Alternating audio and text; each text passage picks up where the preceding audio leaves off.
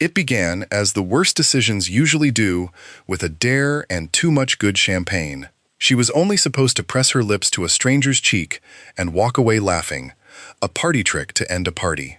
But when his hand closed around her waist like a verdict, she understood, in the space of one breath, that she hadn't kissed a man at all. She had signed something.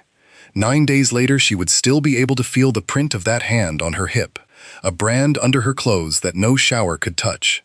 She only knew that some dares cost you your dignity, and some cost you everything you thought you wanted. The second kind, the one that turns a person inside out and hands them back different, always arrives dressed as the first. The Amaranth Room didn't have a sign. It didn't need one. Tucked behind an unmarked steel door on a quiet stretch of the Gold Coast, it was the kind of speakeasy that existed for people who had never once had to wait in a line, and the lighting inside was engineered for exactly that crowd, low enough to flatter, gold enough to make a glass of 18-year Macallan look like it was full of melted amber. Clara Whitfield sat in a curved leather booth near the back, turning a glass of sparkling water and lime in slow circles, doing the thing she always did in rooms like this one, which was counting the exits.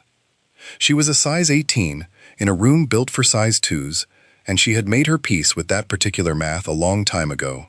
Her dress was dark sapphire, ordered from a boutique that specialized in dressing women, shaped like actual women, cut to skim her thick thighs and cinch at her waist before it opened generously over her hips, the kind of dress that didn't apologize for the body underneath it and didn't ask permission either.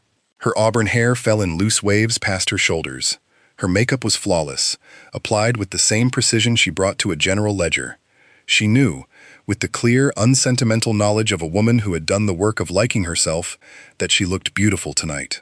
She also knew that knowing it and feeling it, in a room full of the Gold Coast's gold-plated, razor-thin elite, were two very different exercises, and only one of them came easily. Across the table, 3 vintage cosmopolitans into her birthday gift to Clara, sat Portia Calloway, a former pageant runner-up with a trust fund, a jawline you could cut glass on, and a gift for wrapping insults in ribbon and calling them love. "Come on, Chloe," Portia said, setting her glass down hard enough that the ice complained. "It's your birthday, 26, and you've spent the whole night doing math in your head, like we're at a networking mixer for your firm instead of a party." "I'm having a lovely time," Clara said, and mostly meant it. "You're auditing the room." Portia leaned across the table, her gaze sliding hungrily around the lounge before it came back to rest on Clara like an accusation. "You never take a single risk. You use the job as a shield. And honestly, babe, you use the body as a shield too. You think men aren't looking because you're bigger. They're looking. You just refuse to let anybody catch you noticing." The words found the one bruise Clara kept carefully hidden and pressed on it anyway. It wasn't that she didn't want to be seen, it was that she was exhausted by the particular way men looked at a plus-size woman who turned out to be formidable, the little startle of surprise, the recalibration, as if competence and a soft body were a contradiction that needed explaining. She didn't hide. She had simply stopped auditioning for people who required her to shrink first. A new story like this one posts every single day. Subscribe so you never miss one. "I don't hide," Clara said, low and even. "I have standards." Portia's smile turned wicked. "Prove it." She pointed a manicured finger toward the raised alcove in the far corner of the room, half-shadowed, guarded like a throne. "Truth or dare, I dare you to walk over there and kiss him." Before Clara even looked, she felt her whole body go still, the way a deer goes still. The man in the alcove wasn't a patron so much as a fixed point the rest of the room quietly organized itself around. He wore a charcoal suit that had clearly never touched a rack, stretched taut over shoulders built for carrying weight other men would collapse under. Somewhere in his mid-30s, dark hair cut close and combed with military discipline, a jaw shadowed in stubble he clearly hadn't found time to shave, and eyes so dark they didn't reflect the gold light at all. They simply absorbed it. 2 enormous men in black stood at either side of his table, like gargoyles carved for the purpose, and he wasn't speaking to either of them. He was watching the room the way a hawk watches a field, patient, still, entirely unbothered by how long the watching took. "Absolutely not," Clara whispered. "Sam, Portia, look at him. He looks like he collects debts for a living. His security will have me on the floor before I get within 5 feet. She was right, of course. It changed nothing. Coward, Portia sang, loud enough that the neighboring table glanced over. The safe, funny, fat friend. Always playing it safe. There it was. Safe, funny, fat. 3 words Clara had built an entire adult life to outrun, and Portia had just used all 3 like a slingshot. Something hot and reckless flared behind Clara's ribs, a version of her that rarely got let out of its cage. She set her water down with a click of ice against crystal, stood, and smoothed the sapphire fabric over her hips with both hands. "Hold my purse," she said, and started walking before her sensible brain could file an objection. Every step across the Persian rug felt like wading through wet cement, her heels finding their rhythm despite the way her pulse was hammering in her throat. As she reached the base of the alcove, both guards shifted their weight, hands drifting instinctively toward their jackets. "Ma'am, this is a private," one began, his voice like gravel dragged over concrete. The man in the charcoal suit lifted a single hand. A heavy silver ring caught the light. The guards went silent and still, like a switch had been thrown. Up close, he was worse. Better. Both. His cologne wrapped around her first, cedar, dark tobacco, expensive leather, before his eyes did, dragging slowly from the soft swell of her cleavage, down the curve of her hips, and back up to her flushed face, without a flicker of the usual polite recalibration. There was no surprise in that gaze. Only heat, banked and enormous, like a furnace with the door only cracked. "I'm sorry," Clara blurted, her voice betraying her with a tremor. "I lost a bet." She meant to brush her mouth against his cheek, a fast, forgettable peck, just enough to satisfy Portia's cruelty and let her retreat with her dignity mostly intact. But as she leaned down, he moved. One broad hand closed around the thick curve of her waist. Not rough, but absolute. An iron band she couldn't have argued with, even if her body had wanted to, which it very much did not. He pulled, and the world tipped, and she landed square across his lap, the solid wall of his chest meeting the soft give of hers. Clara gasped. The sound never made it past his mouth. He didn't accept the kiss she'd offered. He took the one he wanted instead. Slow, deliberate, devastating, tasting of good scotch and better danger. One hand sliding up to cradle the back of her neck, fingers threading into her hair, like he had every right. Heat rolled through her, unfamiliar and enormous, the specific heat of being touched like she was something worth taking your time over.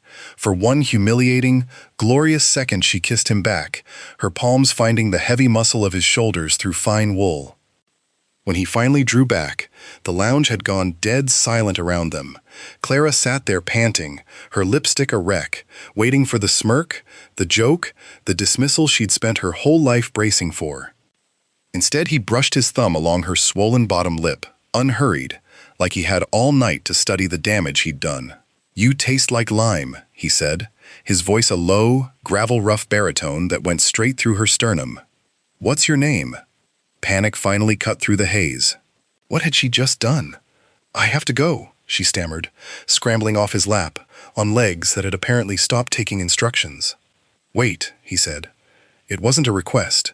It was a man, unused to being disobeyed, discovering the sensation for the first time. She didn't wait. She ran the length of the Amaranth Room, ignored Portia's delighted shrieking, and burst out onto the cold sidewalk hailing the first cab she saw, her heart still slamming against her ribs as the door slammed behind her. She had survived the dare, but the look in that man's eyes as she'd fled told her, with total certainty, that the game was nowhere near finished. Morning light came into Clara's Lincoln Park apartment like an accusation.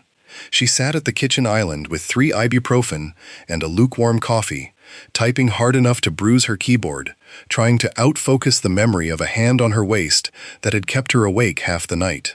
She was, above all things, a professional. A senior forensic auditor at Ashcroft and Vance. She had a mortgage, a partnership timeline, and precisely 0 room in her carefully built life for reckless nightclub behavior with dangerous strangers. Today mattered more than most. Her firm was onboarding a massive new client, a sprawling logistics and shipping conglomerate, and her managing partner had tapped her personally to run point on the initial risk assessment. By 9, she was crossing the marble lobby of the Kensington Tower, in a tailored charcoal suit and a crisp white blouse, her curves draped with precision, every inch of her radiating the specific calm of a woman who had over-prepared on purpose. She was no longer the flustered girl from the alcove. She was, in her own private language, an apex predator with a calculator.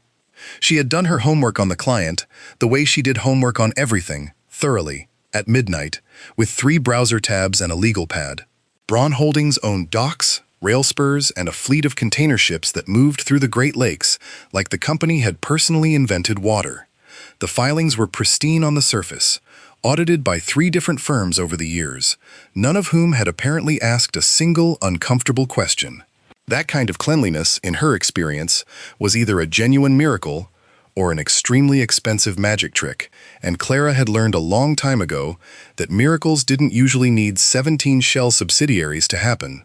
She had also learned, the hard way, that the cleanest-looking clients were usually the ones paying the most to look that way, and she made a private note to keep both eyes open no matter how charming the man across the boardroom table turned out to be. Her boss, Walter Price, a balding man perpetually 2 espressos past his limit, was already pacing the boardroom on the 54th floor when she arrived. "Clara, thank God," he said, mopping his forehead. "The CEO is coming down personally. They're moving billions through their shipping lanes. We cannot lose this account." "Breathe, Walter," Clara said, setting down her portfolio. "It's numbers. I've read the preliminary filings. Heavy infrastructure holding company, nothing exotic. We'll map the cash flow, flag the variances, and be out in 3 weeks." The doors opened, and the temperature in the room seemed to drop 10 degrees. 4 men entered, 3 of them broad-shouldered and sharp-eyed, moving less like executives and more like a tactical formation. It was the man, walking at the center of them, who stopped the breath dead in Clara's lungs. It was him, the stranger from the alcove. He wore navy today instead of charcoal, a heavy gold watch gleaming at his wrist, and his dark eyes swept the room with a slow, predatory calm until they landed on her and stopped. A slow, chillingly satisfied smile curved at the corner of his mouth. "Mr. Braun," Walter stammered, rushing forward with an outstretched hand. "Thank you for trusting Ashcroft and Vance. I'm Walter Price, senior partner, and this is our lead auditor, Clara Whitfield." Braun, Nikolai Braun. The name detonated quietly in Clara's memory, the reclusive shipping magnate who had taken over Braun Holdings 5 years ago and given exactly 0 interviews since. A ghost in the financial press. He ignored Walter's hand entirely, circling the table with slow, deliberate footsteps, never once breaking eye contact with Clara. "Miss Whitfield," he said, his voice wrapping around her name like it was something he intended to keep. "What a remarkable coincidence. We were only just interrupted last night." Walter blinked between them. "You two know each other?" "Briefly acquainted," Nikolai said, stopping inches from where Clara stood rooted to the carpet. He leaned in, low enough that only she could hear it. "Though she left before I could return the favor she gave me." Clara's heart hammered, but the survival instinct that had gotten her through a decade of boardrooms kicked in on schedule. She squared her shoulders. "I apologize for my abrupt exit, Mr. Braun. I had an early morning to prepare for this audit. Shall we begin with your quarterly ledgers?"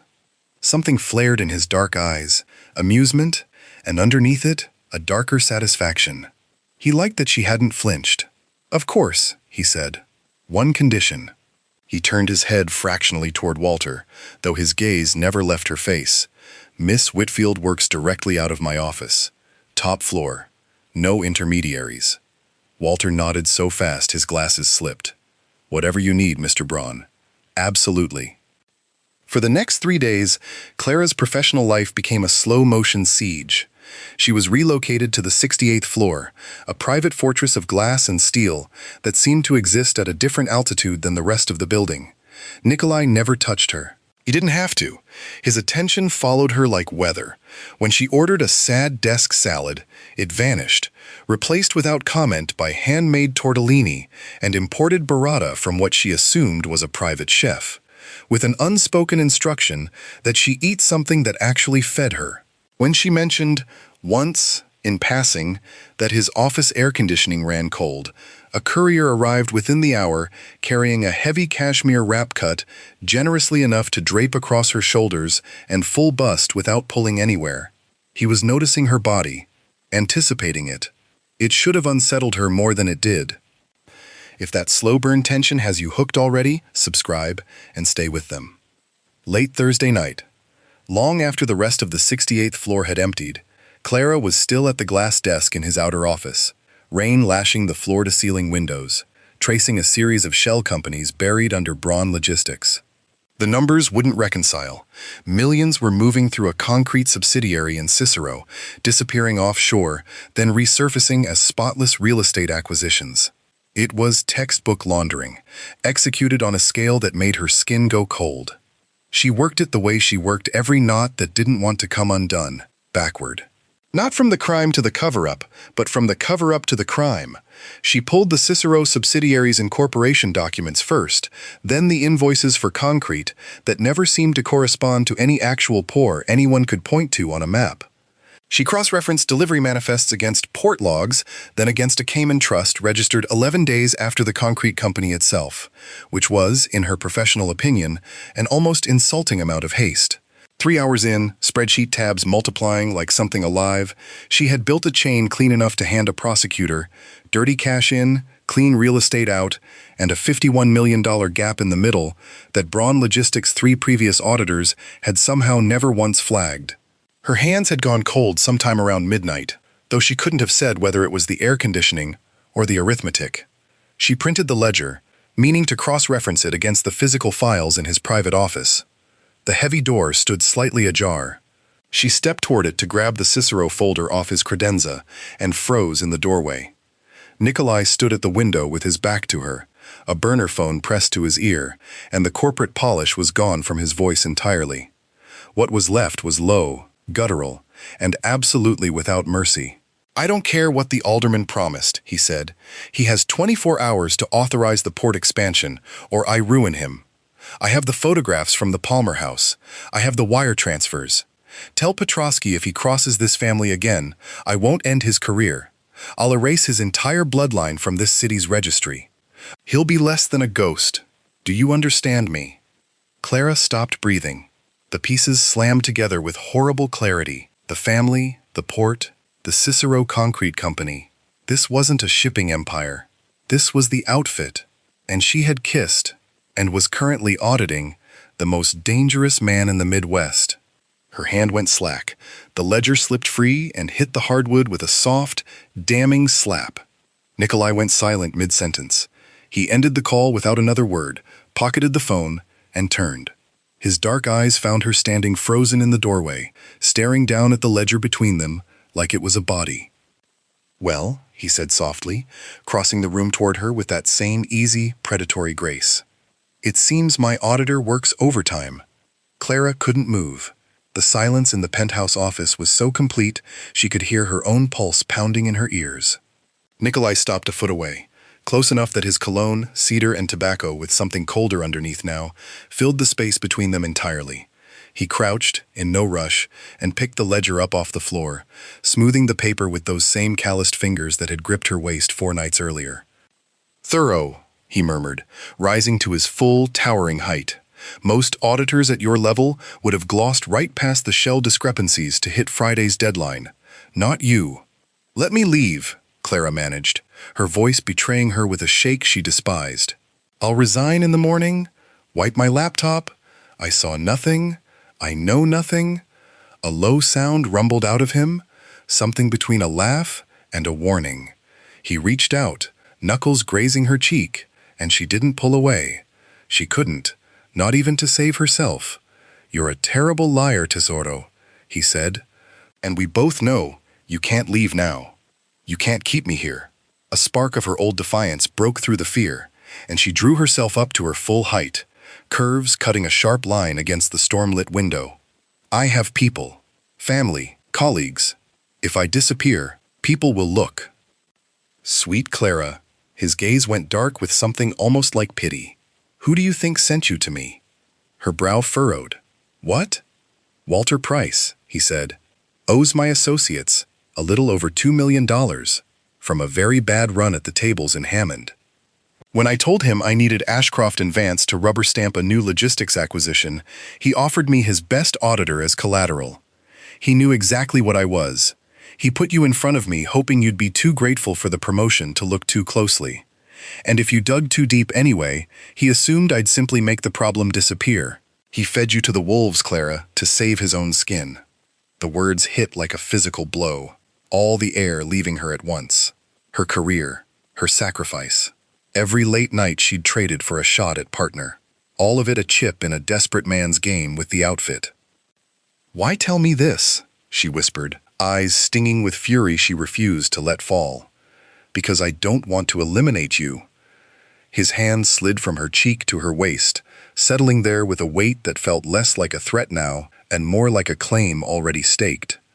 When you walked up to me at the Amaranth Room, you weren't afraid. Men have spent their whole careers shaking in front of me. You sat in my lap and stole the air out of my chest. He leaned in until his mouth brushed the shell of her ear. You think that body is something to apologize for. It isn't. It's a masterpiece nobody has had the nerve to properly worship. And right now, I need my masterpiece's brilliant mind. Clara shivered. Fear and a dark, unwelcome thrill tangled together in her chest. Need me for what? The FBI is building a case, he said, business hardening back into his tone. Special Agent Marcus Delacroix has been circling this operation for 2 years. He knows about Cicero. He doesn't have the paper trail yet. I need you to bury the money so deep in legitimate philanthropic trusts and offshore holdings that Delacroix goes blind looking for it. Fix my empire, and I'll give you the world. And if I refuse? Then Delacroix raids this building by Tuesday. I go to federal prison. And Walter makes certain you take the fall as the lead auditor who signed off on the fraud. We're chained together now, Tesoro, whether either of us likes it. Clara looked into the darkest, most dangerous eyes in Chicago and felt something shift permanently inside her. The corporate world had never once protected her. Portia mocked her for sport. Walter had sold her like inventory. For the first time in her life, the monster standing in front of her was the only one offering something that looked, unmistakably, like power. She reached up and rested 2 fingers against his lapel. I want Walter fired, she said, her voice gone flat and certain, stripped of his pension, gone by Monday, and I want complete autonomy over the trust structuring. You don't question my methods, ever. A slow, wicked, thoroughly satisfied smile broke across Nikolai's face. He wrapped his arm fully around her waist and pulled her flush against him. Deal, he said, and it sounded like a vow. The trouble, as it turned out, wasn't Delacroix. It was Alderman Petrosky, who had a great deal more to lose than his career, and had never once believed Nikolai would leave him standing. It took 4 days for the retaliation to arrive, and it arrived for Clara, not for Nikolai. She was crossing the underground parking level of the Kessington Tower at 9:30 on a Tuesday, her arms full of encrypted drives, when a man stepped out from between 2 concrete pillars, mid-40s, heavy-set, a fresh tattoo of a cross, visible above his collar, where his jacket had ridden up. He didn't touch her. He didn't have to. He simply blocked the path to her car with the calm of a man who had done this exact thing before. "You're going to make some numbers disappear for us," he said, his voice pitched conversational, almost bored, which was somehow worse than shouting, "or your boss finds out what happens to smart girls who get in the middle of things that aren't theirs. Petrosky sends his regards." Clara's pulse spiked, but the years of boardrooms had trained something useful into her besides spreadsheets, the discipline to keep a face still while the inside of her went to war. She memorized the tattoo, the scuffed left boot, the Illinois plate on the black sedan idling at the ramp behind him. She was already composing the report in her head when a second shape moved out of the shadows behind the man, fast and silent as a shut door. It was one of Nikolai's men, the quiet one who never spoke, whom Clara had learned to call Sal only because everyone else did. He didn't say a word either.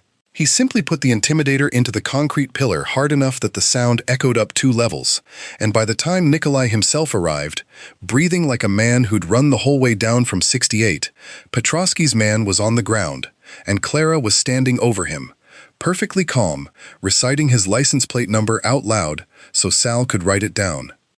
"Are you hurt?" Nikolai's voice had lost every trace of its usual velvet. His hands were shaking, actually shaking, as they came up to frame her face, checking her for damage she didn't have. "I'm fine," Clara said. "I'm more useful to you conscious." He's Petrosky's, by the way. Cross tattoo, left collarbone, sedans registered to a shell called Lakeview Fisheries. I'd bet my license it traces back to the alderman's brother-in-law within an hour. Nikolai stared at her, the way a man stares at a photograph he can't stop looking at. Then he looked down at the man bleeding quietly against the pillar, and whatever moved across his face in that moment made even Sal take half a step back. "Take him to the warehouse," Nikolai said, very softly, which was somehow the most frightening register his voice had yet found. "Tell Petrosky the next man he sends after her, I send back to him 1 piece at a time. And tell him I know about the girlfriend in Streeterville too, if he'd like to test whether I'm bluffing about bloodlines a second time." The threat landed the way real threats do, quietly, and completely believed by everyone in the room. Nobody sent a second man. Clara never saw the tattooed intimidator again, and she chose, with the same discipline she brought to a balance sheet, not to ask what the warehouse had cost him. What she couldn't stop replaying, driving home in the back of Nikolai's Maybach with his coat around her shoulders because he'd insisted, wasn't the fear. It was the tremor she'd felt in his hands against her face. The most dangerous man in Chicago had come apart, just slightly, at the idea of her being hurt. He didn't leave her apartment that night. He sat in her kitchen in a suit worth more than her monthly mortgage, drinking her cheap drip coffee like it was the finest thing he'd ever tasted. And for a long time, neither of them said anything at all. Clara watched him from across the counter, a man who ordered violence with the same flat calm he used to order lunch, folding himself carefully into a chair built for someone half his size, careful not to break anything in a kitchen that cost less than the watch on his wrist. It struck her, somewhere in that silence, that she had never once seen him look uncertain until tonight. Not in the boardroom, not in his own penthouse, not with a federal agent breathing down his operation. Only here, in her small kitchen, with her safety the variable he couldn't audit his way out of. "I've done terrible things," Nikolai finally said, staring into the mug like it held an answer. "I've made choices that put me exactly where I am.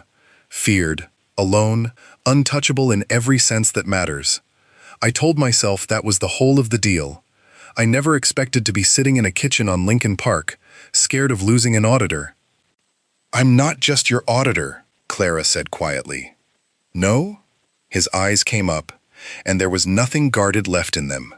"You're the only pure thing in a filthy, violent life I built with my own hands. I've been circling you since the Amaranth Room, like it was the only clear decision I've made in a decade. You walked up to a man everyone in that city crosses the street to avoid, and you weren't afraid of him. You were only afraid of yourself, of wanting something you'd decided you weren't allowed to have." Clara's throat went tight. "I spent my whole life being told I was the safe choice. The funny one, the one who doesn't get chosen first at anything. I built a career instead, because a career doesn't get to reject you for your body. And then I met a man who looked at my body like it was the reason to choose me, not the excuse not to, and it scared me more than any of this ever has." "Don't ever call yourself safe again," Nikolai said, low and fierce. "You walked into a den of wolves for a dare, and you walked out having tamed the worst one in the room. You are mine, Clara Whitfield. Every brilliant, ruthless thought in that head, every soft curve of this body, you keep pretending you need permission for. Mine to protect, mine to spoil, mine to worship, if you'll let me." She reached across the small kitchen table and covered his hand with hers, feeling, for the first time since the Amaranth Room, that the trembling had finally stopped, his or hers. She genuinely couldn't tell anymore.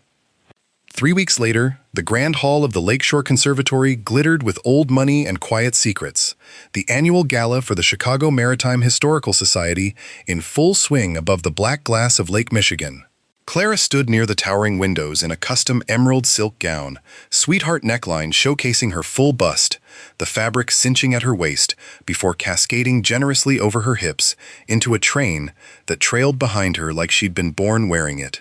She didn't feel like the cautious auditor who'd hidden behind charcoal suits 3 weeks ago. She felt, for possibly the first time in her adult life, entirely unhidden.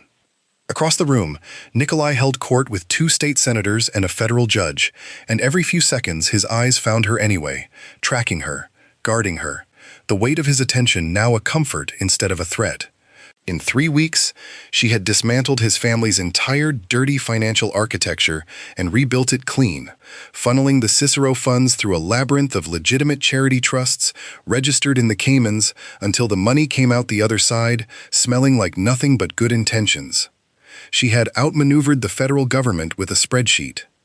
The old Clara, the one who counted exits and tips in her head, would have found the whole evening unbearable, the whispered speculation trailing her across the marble floor, the murmured wondering about who exactly the new woman on Nikolai Braun's arm was.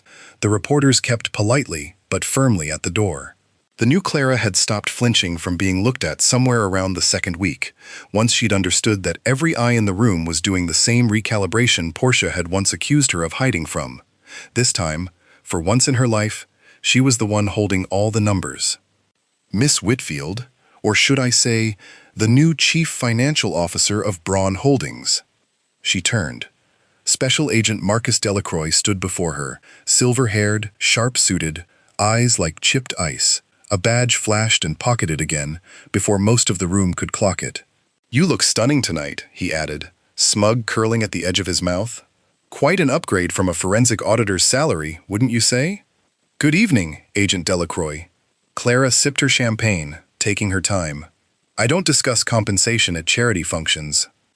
He stepped closer, dropping his voice into something meant to intimidate. "We know about the kiss at the Amaranth Room. We know Braun used you to scrub the Cicero books.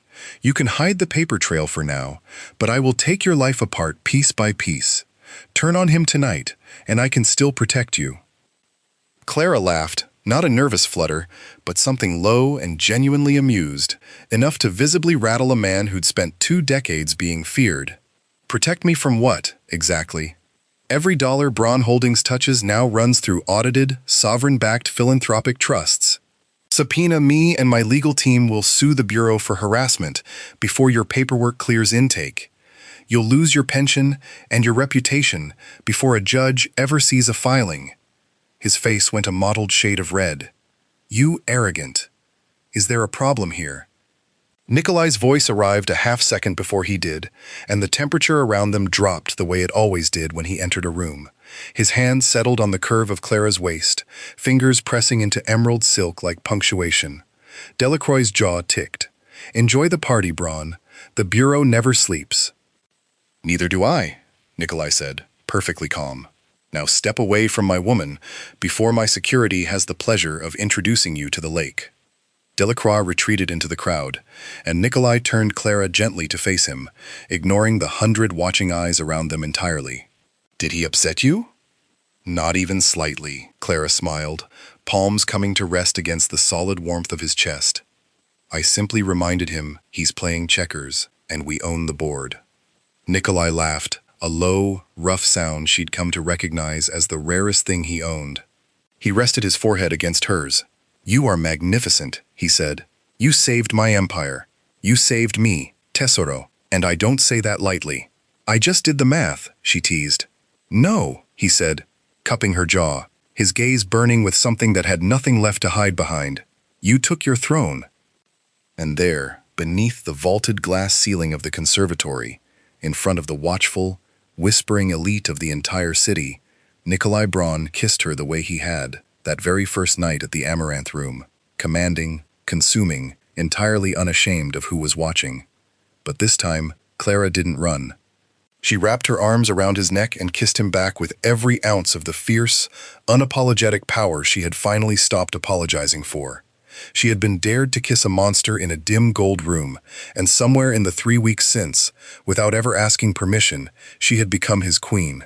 New story lands tomorrow night, same as always. Subscribe now so it finds you.